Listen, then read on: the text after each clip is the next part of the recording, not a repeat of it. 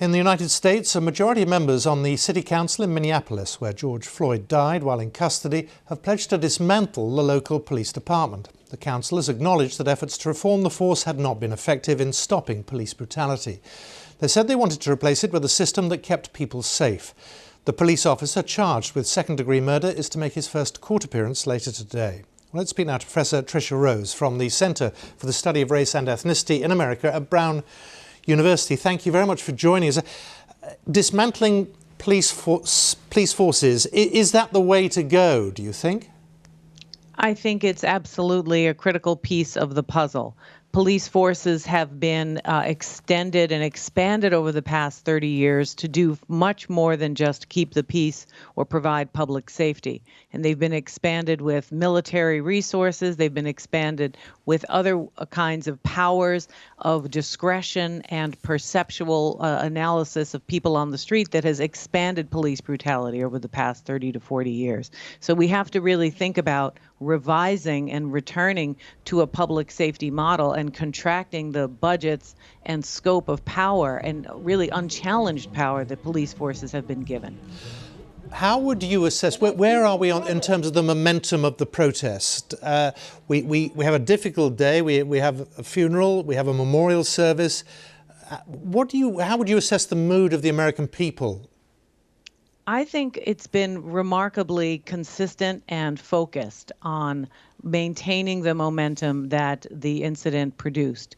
So for me, these memorials and funerals and contexts where people can publicly mourn, where they can share, their experiences and their pain and their commitment is going to increase the momentum in a positive way. We have had Black Lives Matter protests before, but Professor, this one feels different. Is this a moment that history will look back on? I certainly hope so. And there's no question that possibility feels more alive than it has recently. So, I think there are a few things that make it different, or at least have the potential to make it different. One is, the context of COVID has been very productive insofar as it cleared people's calendars. People literally are home free in many cases to put their time to this event and service. But there's also going on a tremendous amount of death, and that death makes us think more carefully about what ways we want to live and what we're willing to tolerate and what we're not. And so, of course, there's been disproportionate high levels of Black death, but that's not all. Many other people are also suffering. And so the unemployment is incredibly high. People are fed up with being violated by state practices of all kinds.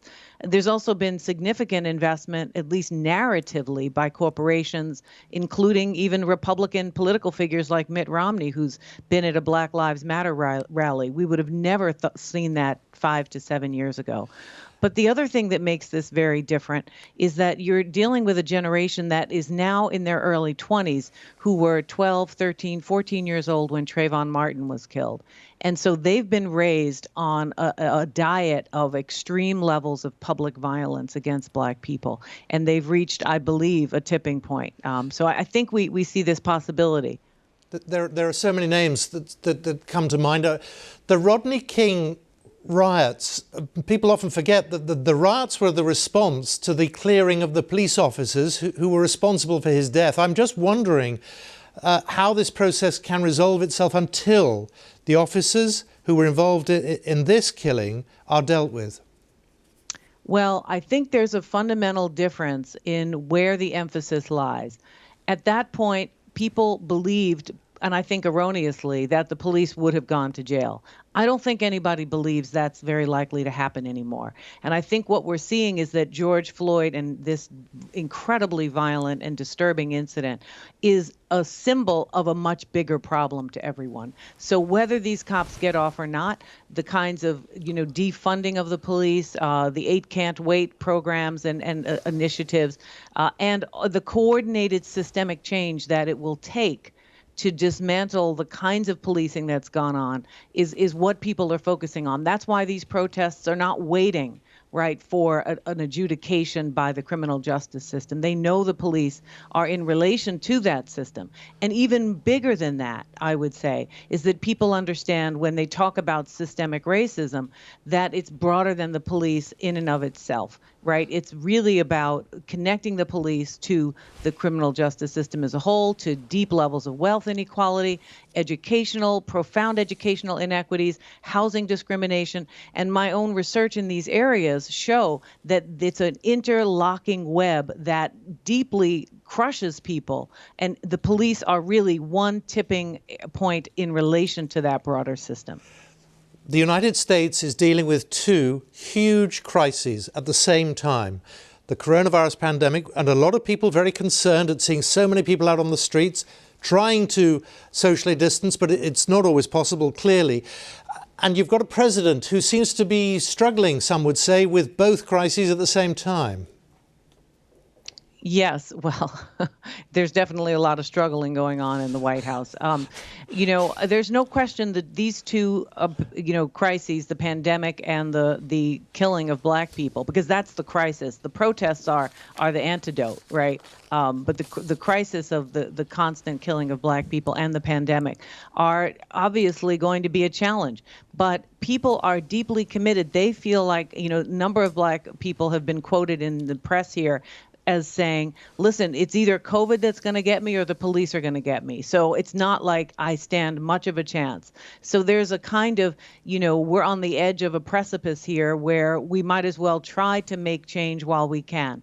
And it's true, people may in fact become infected because of this. But the illusion is that if they stayed home in the contexts where many poor African Americans live, that they would be safe from COVID. And that's actually untrue. So again, a systemic analysis that shows how COVID is impacting Black people in particular would make it much more visible that staying home and not protesting would not be helpful. So, I do think we are facing a number of crises, but every crisis of this magnitude comes with a profound opportunity. And I think there are many, many activists and everyday people of all racial backgrounds who feel not only committed, but they feel that they've really had enough.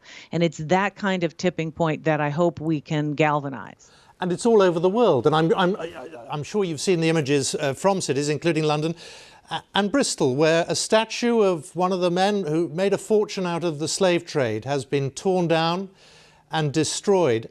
How much traction, how much influence do images like that play there?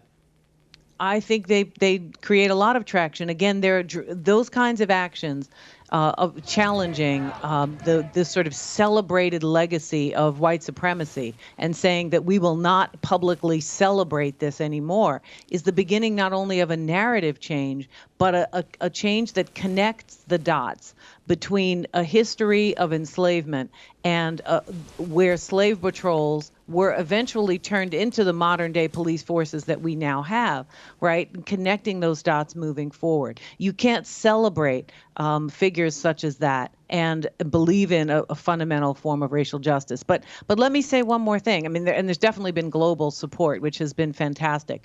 But there will be a backlash, and there is already a significant kind of backlash going on.